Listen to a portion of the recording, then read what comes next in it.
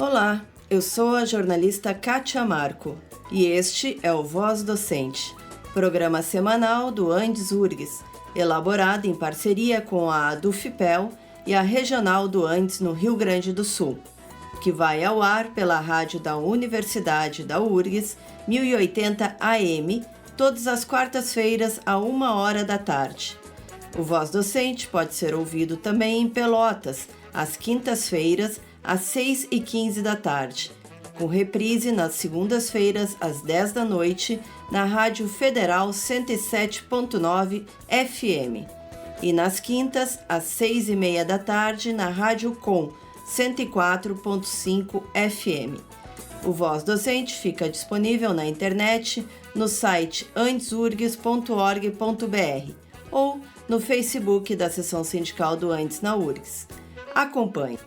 No programa de hoje, conversamos com a coordenadora da plataforma Emoções para a Paz e do Instituto Cidade Segura, Tâmara Biolo Soares, sobre os desafios da maternidade nos espaços de trabalho, principalmente nestes tempos de coronavírus. Sobre o tema, também teremos o comentário da professora da Escola de Administração da URGS e diretora do Andes URGS, Júlice Salvagni. Nesta semana também estreamos um novo quadro no Voz Docente, Direitos em Pauta, com comentários do assessor jurídico do Andes URGS, Guilherme Monteiro. E as novidades continuam. A partir de agora, o programa Voz Docente também poderá ser ouvido pelo nosso canal no Spotify. Fique conosco. Mulher e maternidade. Este era o tema de um seminário que o Andes Sindicato Nacional faria em março, se não estivéssemos em isolamento social. Debate que a pandemia nos mostra ainda mais necessário. Quais são os desafios da maternidade nos espaços de trabalho?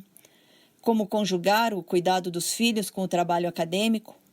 Como garantir os direitos da mulher nestes tempos de coronavírus? Estas e outras questões, nesta semana pós-Dia das Mães, que conversamos com Tâmara Biolo Soares, mãe, mestre em políticas públicas pela URGS e coordenadora da plataforma Emoções para a Paz e do Instituto Cidade Segura. Mas antes do nosso bate-papo com a Tâmara, a diretora do Andes URGS e também mãe recente, Júlice Salvagni, nos fala mais sobre o tema. O tema que nós estamos trazendo essa semana para o debate é da mulher e a maternidade. Em um momento, por alusão ao Dia das Mães, né, que foi agora no último domingo, mas também para lembrar de um evento sobre os desafios da maternidade nos espaços de trabalho que nós estávamos organizando via Andes, né, e que ficou suspenso em razão da suspensão ali recente das atividades em razão da pandemia de Covid-19. De qualquer forma, é importante destacar que já há cotas estabelecidas pelo Andes Nacional de mulheres, né, para a participação de mulheres nas diretorias do sindicato, e também já há um movimento importante para que se tenha espaços de cuidado das crianças nos eventos que são do sindicato. Então, essas duas medidas já são algumas das preocupações do Andes em relação à equidade de gênero, para que a mulher possa ter condições de participar também dessas atividades de mobilização. De qualquer forma, o que a gente entende é que ainda há muito a ser feito em relação à adequação, não só no parte do sindicato, mas especialmente por parte das universidades. Hoje nós temos ainda, né, o problema de não se ter uma avaliação correta quando diz respeito ao afastamento da mulher, né? Há uma flexibilização na contagem de pontos das progressões no período de 6 meses, que é o período de licença, mas os outros meses subsequentes, quando a mulher ainda tem um filho que demanda uma série de cuidados, essa avaliação continua sendo a mesma, né? Então, as mulheres sofrem por ter uma avaliação prejudicada em relação às promoções, progressões ou mesmo às demandas de pesquisa, justamente porque não se atenta para essa questão da maternidade como um todo, né? É claro que os espaços das universidades públicas ainda são espaços privilegiados, especialmente para as mulheres que são professoras, né? Para as mulheres que trabalham com pesquisa, porque essas ainda têm um emprego protegido. Então, claro que há um universo, né, de mulheres que têm uma ausência de direitos enormemente maior, e acredito que a gente deva lutar para que essas melhorias se expandam para os mais diferentes espaços de trabalho, né, que contemplem as mais diferentes classes sociais, para que se possa minimizar, talvez, né, os efeitos da maternidade na trajetória dessas mulheres em espaços de trabalho já precarizados, né, e que com a demanda de cuidados, né, se sobrecarregando muito mais a elas, né, as mulheres, questões como a distinção salarial acabam sendo mais preponderantes, né? Há muitas mulheres que perdem o emprego, inclusive quando têm filhos em idade escolar, e o acúmulo de atividades a nível domiciliar segue sendo ainda um tanto quanto desproporcional. Boa tarde, Tâmara. Há algum tempo, o ANDES, Sindicato Nacional, já prevê recreacionista, alimentação e espaço infantil para que as mães participem das reuniões, congressos e CONADES do sindicato. Como os eventos acadêmicos têm recebido as mães? Uma grande alegria estar conversando aí na voz do docente da ANDES.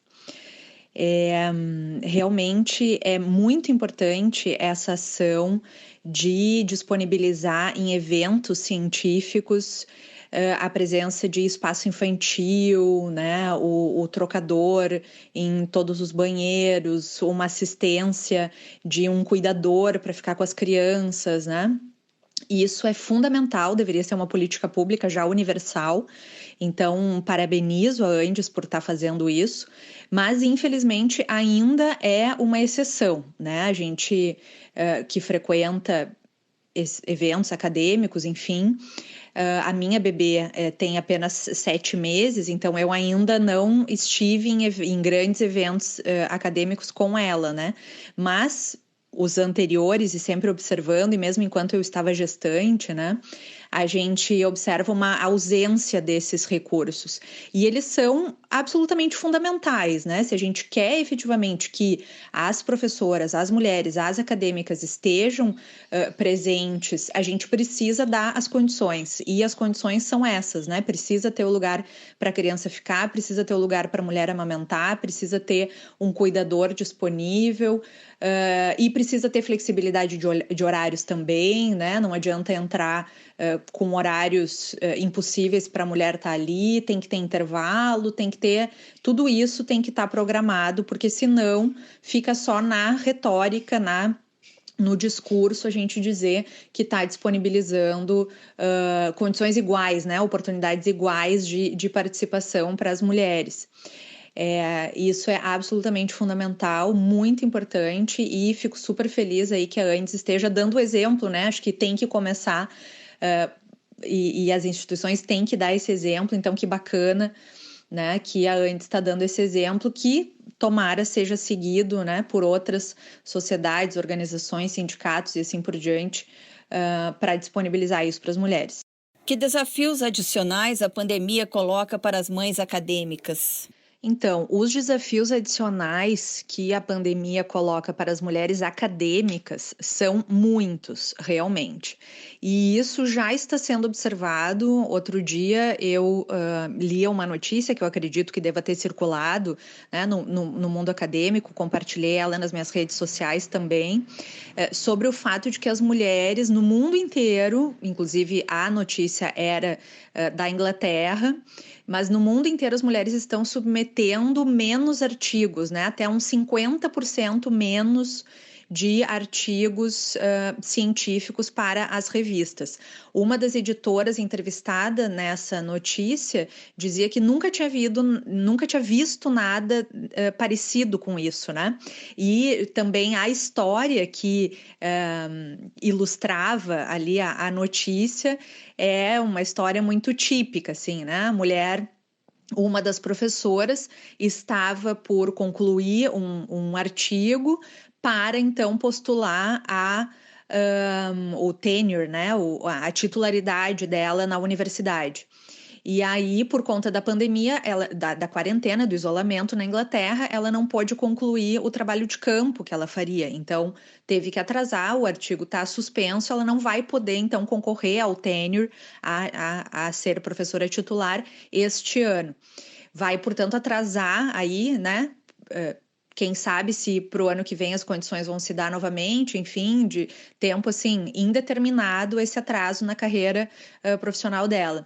E aí ela conta que conversando com outro professor que está em casa trabalhando, né, e que também está mais ou menos na mesma linha de tempo de carreira dela e vai concorrer a professor titular também, ele dizia, nossa, tá uma maravilha, porque eu consigo ficar em casa só escrevendo. Né? Não faço mais nada, fico só escrevendo. Ele também tem uma filha, assim como essa primeira professora, só que a filha dele está sendo cuidada por quem? Não é por ele, né? E sim pela esposa. Então ele tem uma esposa que está cuidando da filha, porque também está sem aulas, e ele se dá o luxo de ficar estudando, lendo, produzindo, escrevendo o dia inteiro em casa, quando a outra professora, né? Que está em casa porque a filha está sem aulas, porque as aulas estão suspensas, o marido dela trabalha, continua trabalhando em tempo integral, porque nem tudo fechou lá na Inglaterra, especialmente nas cidades distantes de Londres, e aí ela está o tempo inteiro dedicada à filha de 7 anos, né? Então, isso agora na pandemia foi agravado, mas é importante que se diga que é uma realidade permanente das mulheres, né? Porque as mulheres têm uma carga maior, sendo mães ou não, né? Elas têm uma carga maior dentro de casa, a gente sabe disso, contadas em horas, né? Não é assim abstratamente, mas concretamente contadas em horas. Tem também a carga mental, né? Que é um tema que vem aumentando muito a discussão sobre ele. E eu trabalho, né? Além de estar nesse momento... Aí terminei meu mestrado agora em políticas públicas, eu trabalho também com uma plataforma que se chama Emoções para a Paz, e em que a gente trabalha a prevenção da violência, né, em lares, em escolas, via municípios, via instituições públicas também. E a gente tem trabalhado muito esse tema, né, de como essa carga mental impacta na rotina, na saúde mental dessa mulher, porque com dificuldade, né, hoje... Felizmente, porque esse debate está muito mais disseminado, se consegue que os homens participem mais das tarefas concretamente em casa. Ainda assim, há uma disparidade, mas em alguns casos isso se consegue. Mas a carga mental ela é ainda mais difícil de ser compartilhada. O que é essa carga mental? A preocupação, né? A mulher ela está sempre antecipando o que vamos comer amanhã, o que vamos fazer na semana que vem, o que eu tenho que comprar no supermercado, o que está faltando para o meu filho, como é que está a minha filha, como é que está a escola, a agenda, o tema, enfim. Então, essas preocupações, elas são mais difíceis de serem compartilhadas. E elas pesam muito e afetam, inclusive, a saúde mental também das mulheres, né? Então, isso é permanente. Aí, quando essa mulher, então, se torna mãe, né? Vem toda a carga mental e os afazeres a respeito dos filhos. As mulheres, muitos relatos, né? Conversando com amigas, colegas, enfim, de o trabalho ser sempre deixado, e é o meu caso, inclusive, para a madrugada, né? Então, a gente vai aí até da meia-noite às 3, fácil, enquanto a criança está dormindo. E, claro, como é que se está no outro dia, né? Isso, ao longo do tempo, gera um desgaste muito importante. Então, sobre esse assunto, é fundamental que a gente pense sobre isso e é fundamental que as instituições tenham sensibilidade a esse processo, né? Especificamente agora, falando do tema pandemia. Quando se olhar para trás, quando se olhar para um currículo, quando se olhar para um currículo Lattes de uma pesquisadora mãe, né, durante esse período, vai se poder exigir o mesmo nível de produtividade entre homens e mulheres? Me parece evidente que não, né? Então, as universidades vão ter que olhar para isso, as bancas vão ter que olhar para isso, a gente vai ter que equalizar, né, essa exigência, porque senão vai ser um tratamento extremamente discriminatório, né, contra as mulheres, porque evidentemente que mulheres e homens, neste momento, estão, né, com uma grande disparidade de condições de produzir cientificamente. Então, a gente vai ter que adaptar esse olhar, especialmente para esse ano de 2020, né, a respeito da produção acadêmica que vai ser exigida. E nesse sentido, acho que seria super interessante no Brasil também, né, como já existe um movimento anterior à pandemia, que eu acho que tem que se fortalecer agora, que é que mulheres, muitos já devem ter ouvido falar disso, colocam no seu currículo internacionalmente, a primeira palavra que abre, né, o seu currículo é mãe, mother. Então, eu estou dizendo ali que eu sou mãe, e isso define algumas coisas nesse currículo e precisa, né, o olhar dessa pessoa que está examinando o meu currículo tem que tomar em consideração isso, ou seja, a primeira palavra ali do meu currículo é mãe, né? Eu sou mãe e isso implica em que eu tenho uma série de outro tipo de condição de produzir academicamente, tá? Acho que fica essa sugestão aí, né, para a gente adotar. Foi um movimento que se fez em outros países, acho que é interessante para as pesquisadoras brasileiras também. Deixar bem claro que antes, inclusive, né, de sermos pesquisadoras, ou tão importante quanto a gente é mãe, e isso define uma série de coisas na nossa vida, e tem que definir também o olhar que se faz sobre a nossa produção científica, no sentido de saber que a gente está ultrapassando uma série de dificuldades e obstáculos próprios dessa rotina e próprios da desigualdade de gênero que existe dentro das nossas famílias para poder produzir. Então, que a nossa produção seja valorizada, né, proporcionalmente a tudo que a gente tem que dar conta para poder efetivamente publicar e produzir conhecimento. Como garantir os direitos das mulheres, principalmente nesse período de pandemia? A garantia dos direitos das mulheres nesse momento de pandemia, como de resto, né, em momentos, digamos, entre aspas, de normalidade, requer, sem dúvida, política pública, requer investimento, requer rede de proteção, né? E, infelizmente, nesse momento, aí com o governo federal que nós temos, que é um governo misógino, né? Um governo contra as mulheres, que desfez o que se havia construído em anos anteriores no que se refere à rede de proteção a mulheres. E, então, é um momento realmente difícil da garantia desses direitos. Já nesse momento de pandemia, a gente observa um agravamento da situação, especialmente do tema da violência contra a mulher, que não é um fenômeno exclusivo do Brasil, é um fenômeno mundial. A própria ONU já alertou a respeito disso, fez uma chamada a todos os seus Estados-membros para que olhassem esse fenômeno e lançassem mão de mecanismos como abrigos para mulheres, ampliação dos canais de denúncia da violência contra a mulher, né? E aqui no Brasil não é diferente, é um dos países com maiores índices do mundo sempre, e agora a gente já tem notícia também desses aumentos, por exemplo, no estado de São Paulo, por baixo 30% as estimativas, e mais real 60% a 70% de aumento dos casos de violência contra a mulher. Isso é consequência, obviamente, desse período reclusos em casa, né? As pessoas isoladas em casa.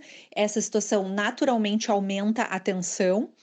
E se eu já estou convivendo com um agressor, então esse agressor, né, vai se tornar um agressor ainda pior ou vai aumentar a frequência dessas agressões.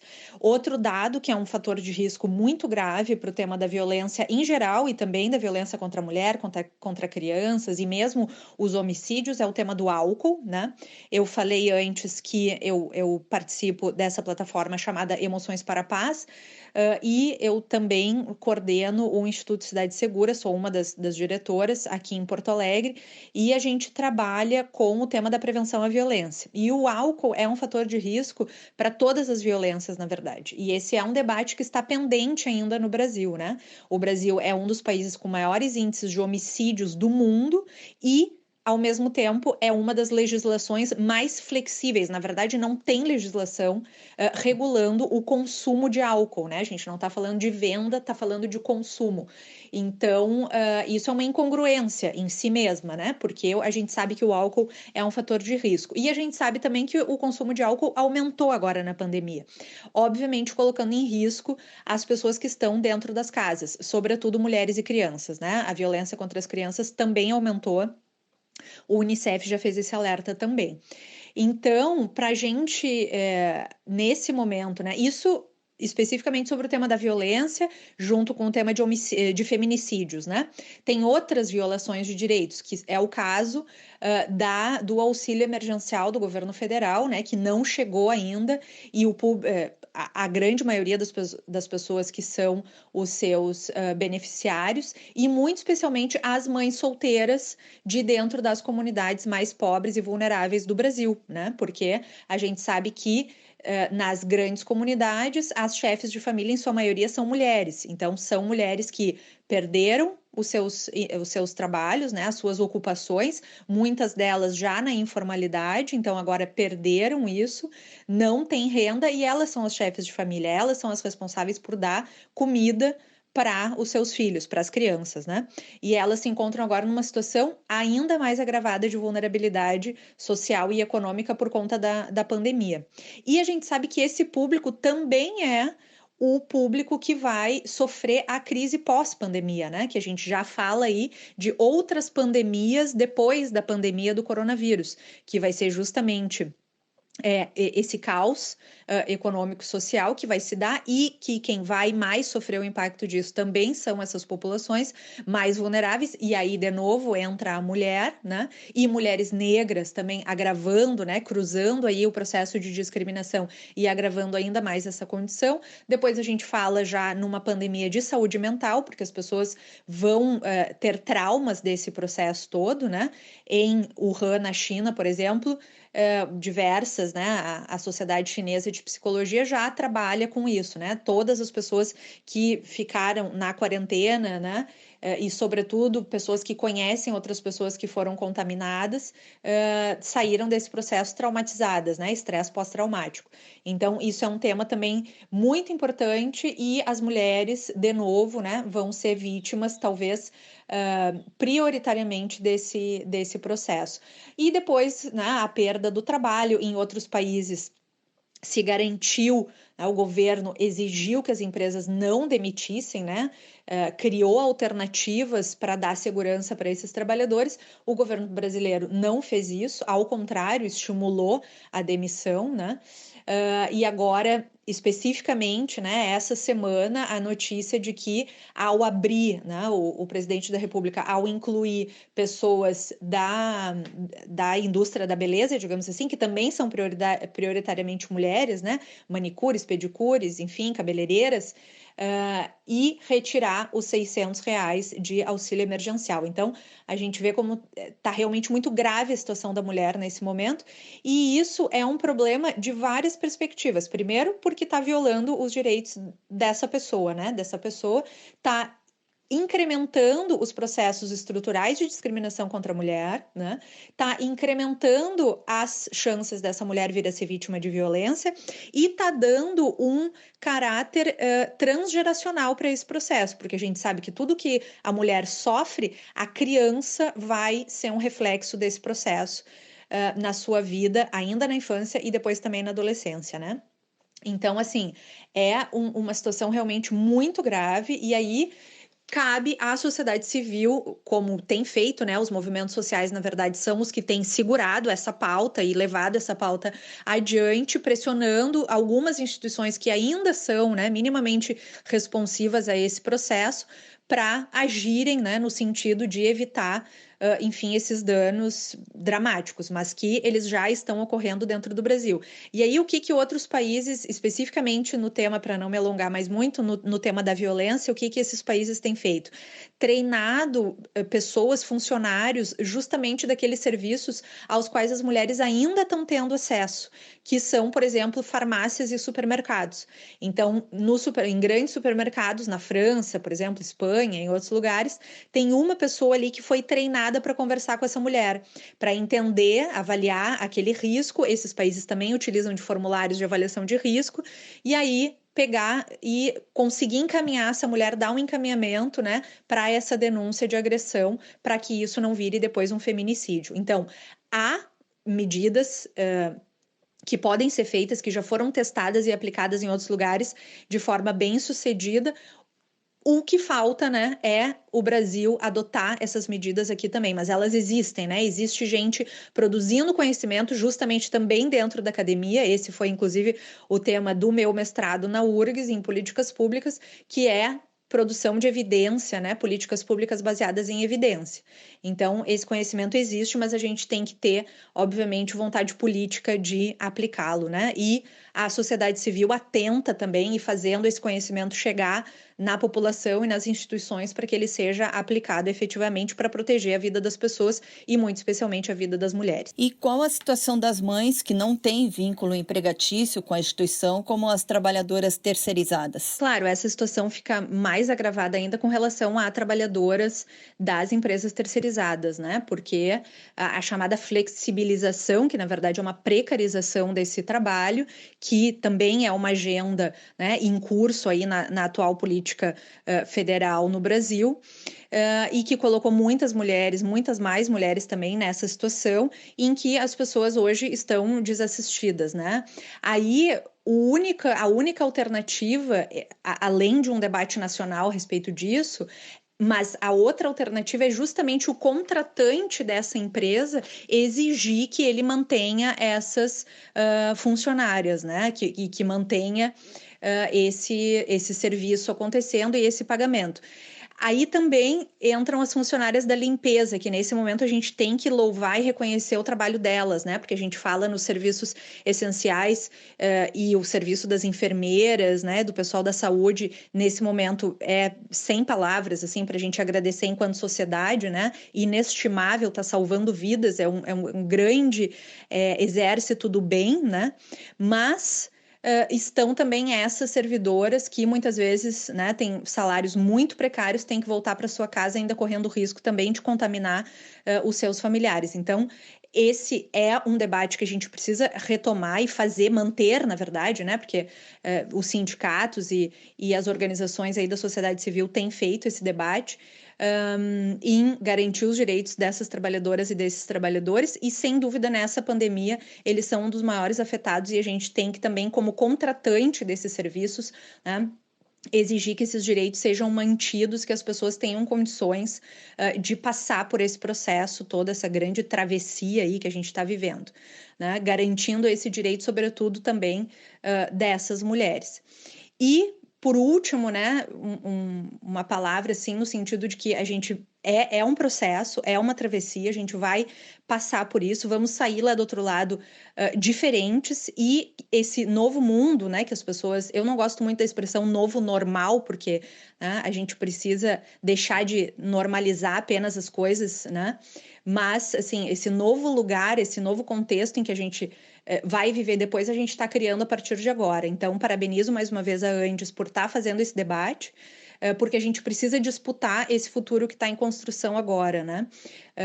Do jeito que o país está, ele não aponta para um futuro melhor do que a gente está vivendo. Então, vai realmente requerer de todos e todas nós esse olhar, né? Um olhar que não seja machista, um olhar que não seja discriminatório, ao contrário, que valorize o feminino, porque é justamente isso, quando a gente diz hoje que os profissionais da saúde, né, são os que estão salvando as pessoas, quem são? São, em sua grande maioria, mulheres, e são profissões do cuidado, né, que geralmente são desvalorizadas na sociedade, são os que menos ganham, né? Também isso com relação às professoras, né? Então a gente precisa ressignificar tudo isso e fazer um processo de valorização dessas profissionais que estão aí na linha de frente, não só dessas como de todas, né?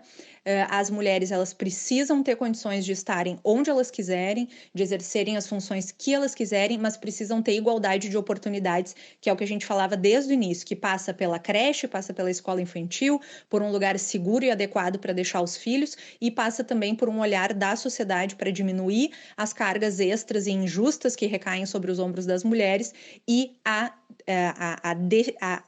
igual, né, e a valorização desse trabalho feminino e dessa contribuição feminina para a sociedade, que é absolutamente fundamental, tá? Muito obrigada, foi um grande prazer conversar com vocês. Obrigada, Tâmara, por sua participação no Voz Docente. Apresentamos agora o novo quadro do Voz Docente, Direitos em Pauta.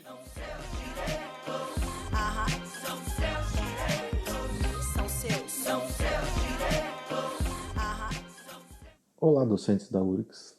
Na estreia do quadro Direitos em Pauta, a assessoria jurídica da seção sindical do ANDES na URGS gostaria de destacar alguns pontos relativos aos direitos dos docentes em épocas de pandemia. A assessoria jurídica do ANDES preocupa muito a possibilidade de o governo utilizar de momentos de exceção, como é o presente, para aprovar medidas que venham a suprimir ou restringir direitos dos trabalhadores. Recentemente, o Congresso aprovou um projeto de lei complementar visando impedir que fossem concedidos reajustes aos servidores públicos. A proposta aprovada pelo Congresso fazia ressalva expressamente à categoria dos trabalhadores da educação. Porém, o presidente já afirmou que tende a vetar tal ressalva. É importante, então, que os docentes fiquem atentos à ameaça da revisão geral de seus vencimentos anualmente, como prevê a Constituição. Por um outro lado, há uma determinação do governo central de que sejam cortados os adicionais ocupacionais, ou seja, que são devidos em razão do trabalho, daqueles docentes que estejam em trabalho remoto, trabalho em casa. É o caso, por exemplo, do adicional de insalubridade, do adicional de periculosidade, do auxílio transporte, que muitos docentes se utilizam para deslocamento entre casa e residência, entre outros adicionais. No âmbito da URGS, havia uma tendência de não aplicação dessa instrução normativa localmente. No entanto, na semana passada, a administração central da URGS, a reitoria, informou que irá definitivamente aplicar a instrução normativa para os docentes da URGS. Será feito, então, o corte das rubricas relativas a tais adicionais e auxílios para aqueles que estão em trabalho remoto. Apesar de, em tese, haver um enquadramento jurídico para tal corte, entendemos que, de fato, causa um prejuízo para os docentes que já contavam com tais rubricas há algum tempo, fazendo parte assim do seu patrimônio jurídico, sendo que não foram eles que deram causa ao afastamento das atividades presenciais. Portanto, não poderiam ser prejudicados por conta disso. No entanto, é um fato que a administração já informou que vai fazer o corte dos vencimentos e cobrar retroativamente até 17 de março, que foi a data em que foi elaborada a Instrução Normativa 28. No entanto, já há um entendimento consolidado, tanto no âmbito dos tribunais quanto na doutrina, de que o servidor público recebe valores que a administração entende que são indevidos, mas que foram pagos em virtude de seu erro, não pode ser obrigado a devolver tais verbos, porque, logicamente, recebeu de boa fé. Então, fica aqui também mais um alerta para que os docentes que se sintam prejudicados fiquem atentos à eventual instauração de um processo administrativo de reposição horária, ou seja, de devolução de valores, e que exerçam esse direito de defesa, alegando, então, a boa-fé. E, nesse sentido, a assessoria jurídica está à disposição para poder fazer essa defesa tecnicamente adequada. Um outro fator que preocupa bastante a assessoria jurídica é a questão do trabalho remoto e a intensidade do trabalho em casa. Pois assim como os docentes estão eventualmente trabalhando em casa, os demais elementos da família também estão em casa trabalhando, né? Então o docente acaba acumulando a sua tarefa administrativa com a sua tarefa doméstica, o que por muitas vezes cria um ambiente de trabalho muito intenso e eventual cobrança exageradas, metas inatingíveis por parte da chefia, pode levar a um adoecimento, a assédio moral. Então a assessoria jurídica também se preocupa com a saúde mental dos trabalhadores nesse momento e fica à disposição para retirar quaisquer dúvidas. Então é isso. Ficamos por aqui por hoje. Até a próxima.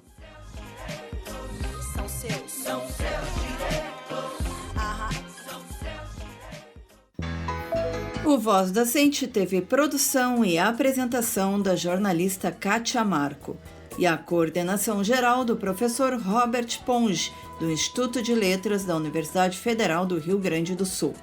Contou também com a colaboração dos jornalistas da ADUFPEL, Gabriela Vensky e Matias Rodrigues. Na mesa de áudio, Tiago Campos. Até a próxima semana.